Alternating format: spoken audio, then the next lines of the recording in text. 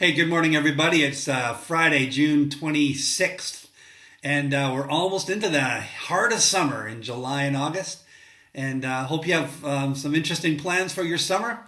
I was reading just recently in the book of Daniel and struck again by the story, the account of the king who had a dream, and it really disturbed him. So he called all the magicians and the dream tellers and all those together, all the wise men of Babylon together. And he says, "Tell me my dream and tell me what it means." And they're all like, "King, we'll tell you what the dream means. Just tell us what the dream is." And he's like, "No, you tell me both what the dream was and what it meant. And if you can't do that, I'm going to kill you." Well, none of them can do it. So the king's he's gonna kind of back himself in a corner with what he said. He's gonna have to destroy all his wise men. Well, Daniel hears about this and he's like, "Hold the phone. Just before you kill me, give me a day to pray about it, and God will give you an answer to the dream and the interpretation." So the king does. Daniel goes before God and says, "God, I haven't got this on my own. I don't have it in me to think about what the dream the king had was and then interpret it. I don't have it, but you have it in your heart, God. And so I am turning and listening to you." That was his prayer, and then he goes to sleep. He just believes that God's going to give him wisdom and answers. And he goes to sleep, wakes up in the morning, and sure enough, God gives him the dream and the vision. So he goes to the king. This is great. He goes to the king. The guard brings him to the king. And the guard says, "Okay, I got somebody. King, I know you're a little upset, but I got somebody." So the king goes, "Okay, Daniel, is it true that you can tell me my dream?" Daniel goes, "No." You can imagine how awkward it was for that guard. But Daniel says, "I can't tell you, but God can tell you." And then he goes on to explain the dream and the interpretation. It's really cool. And it just struck me how hopeless we are, really, to come up with the words of life on our own, to really make a difference, to really transform our world, the people in our world. We don't have it on our own. But God is in us to speak to us and to lead us and to guide us. It says in James, "If any of you lacks wisdom, he should ask God, who gives generously to all without finding fault, and it will be given to them." And so that's what I've been thinking about this week, and just relying heavily on God for that. And it's been a blessing.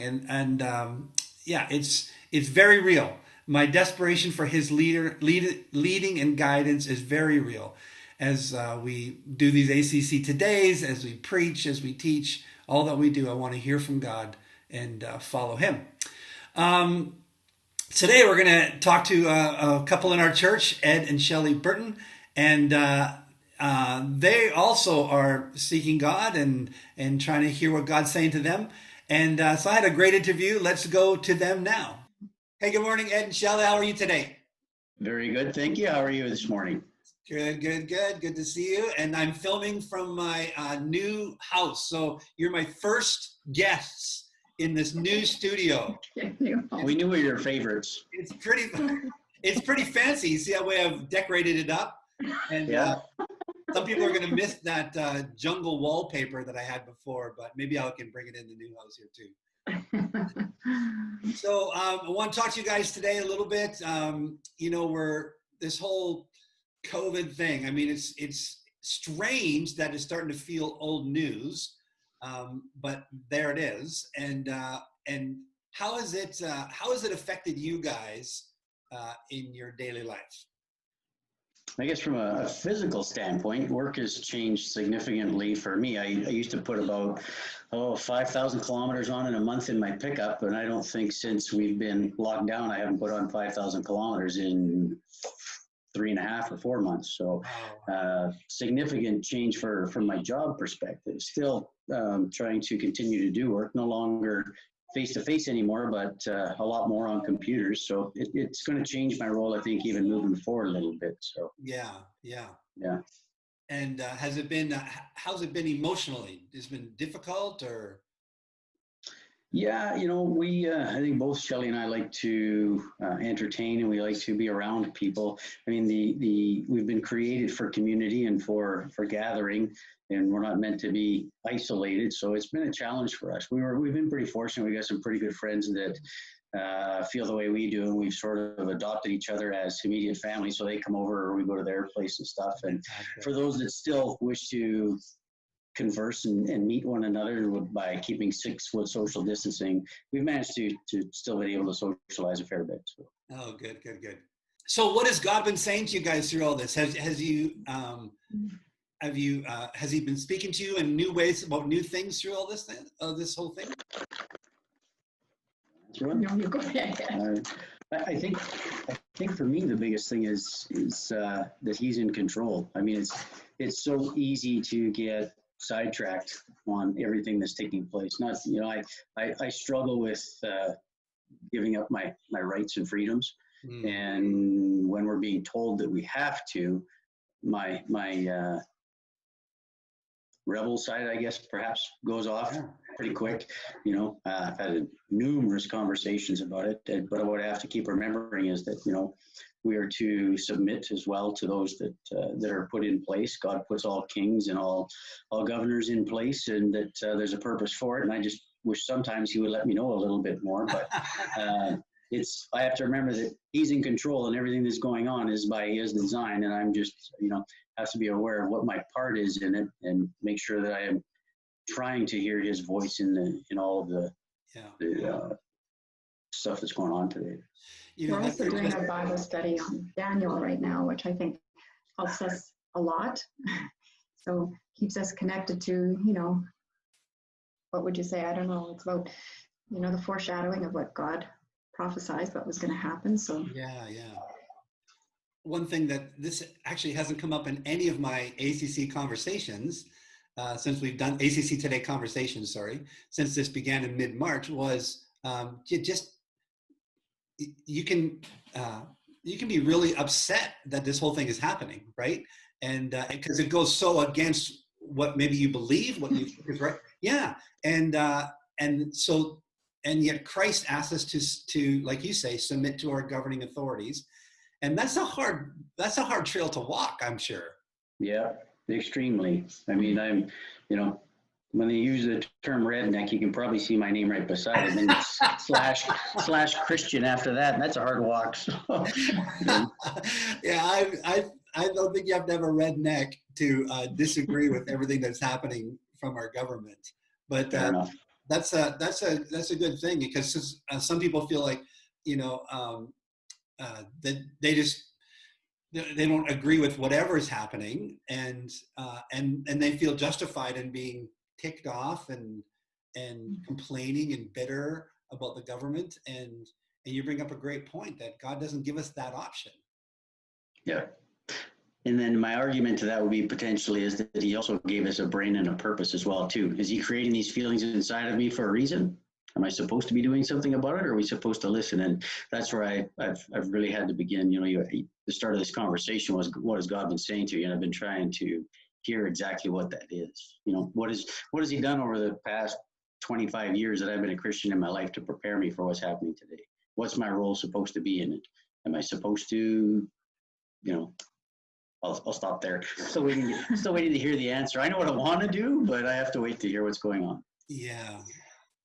Yeah, and God just uses all these situations, these difficult things, these complicated things, uses them to shape us and to form us. Yeah. And you're never going to transform and be the opposite kind of who you are. You're always still going to be yourself, but yourself is going to become more like Jesus through difficult times, I think. I agree. Yeah. He's given us gifts and talents for a purpose, and if we use them for his purpose, then hopefully he says, "Well done, faithful servant," at some point. Yeah. And what's your Bible study on there, Shelly? What are you guys studying? We're doing Daniel, the book of Daniel right now, and then we'll probably go into Revelations, but we kind of wanted to do Revelations, but it was recommended we do Daniel first. So what is it called?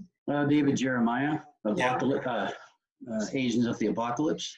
Just tackling the end time stuff. That's my Bible readings in Daniel right now.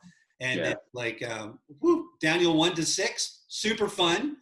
Daniel, 7 and on. Super difficult. That's where Yeah. we are, 7.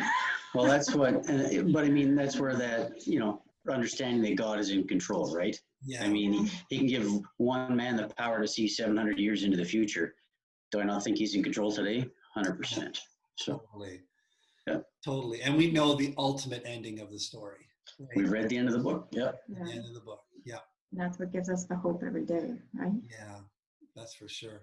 So now also you guys just became members at ACC. Grueling process, yes. It was grueling. I know, right? Like No. the Ironman thing, you had to run first just to get in there, and then A room filled with copious amount of men. Yeah, Tim, you were wonderful. The rest of the board members, it was a little hard. Lots of the A little questions hard. coming. Yeah. Tell me what made you decide to become members? You want to answer it? No? Okay. Same old, eh? Yeah. I think mainly, we want to be committed to what God is doing in Sylvan Lake. We were drawn to the Alliance Church because we were looking in our community where God was serving and where could we join him to help and where could we best use our talents. And when we came to the church, it's just over 2 years ago now, the opportunities to serve on programs that were in place and perhaps be able to help out in areas where help was needed. And then also the other side of that is to get fed ourselves too. Shelly's been active in the ladies' Bible studies. I've been with the men's 33 group with Pastor Jim for a couple of years now. Started attending a small care group as well too, and then have started a Bible study with other people. So if you want to get involved and you want to get plugged in, it's a fantastic church to be at, which is what really excited us. And then, from getting involved and getting to know more and more people, I mean, that draw to become part of the body is that much stronger. So absolutely. And the program for the kids. Yes, the kids program was, yeah. Well, we love having you guys on board and excited about your voice and the impact and the sway that you'll have at the church. And you've heard me sing? Yeah, you and Shelly do like a line dance class, don't you, or something like that? Yeah. Don't remember that night, but that's okay. It's like, were we there?